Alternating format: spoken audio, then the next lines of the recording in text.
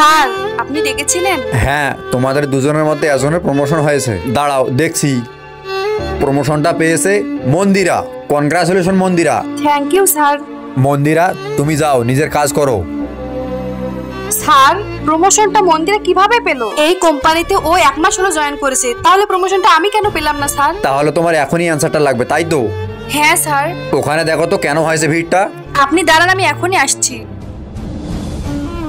Sir, ওখানে না বাইকে অ্যাক্সিডেন্ট হয়েছে। কি বলছো? আমাদের অফিসের কেউ না তো? স্যার, ওটা তো আমার দেখা হয়নি। আরে তাড়াতাড়ি যাও, দেখে আসো। ঠিক আছে স্যার। স্যার, হ্যাঁ স্যার, ওখানে আমাদের অফিসেরই একজনের অ্যাক্সিডেন্ট হয়েছে। চোট লাগেনি তো কোনো?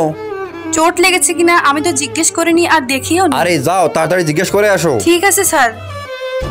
হ্যাঁ স্যার, এখন সবকিছু ঠিক আছে আর ওনাকে হসপিটালে নিয়ে যাওয়া হয়েছে আর বাইকটাও সঙ্গে করে নিয়ে গেছে ঠিক করার জন্য। হাঁপিয়ে গেছো বুঝি? হ্যাঁ স্যার, এতবার যাতায়াত করছি, হাঁপাবো, এটা তো স্বাভাবিক ব্যাপার।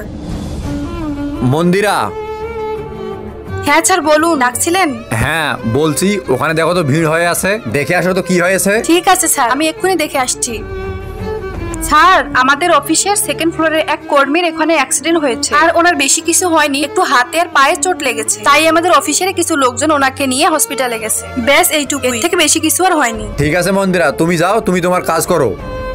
এবার বুঝতে পারছো তো ও প্রমোশনটা কেন পেলো? কিন্তু স্যার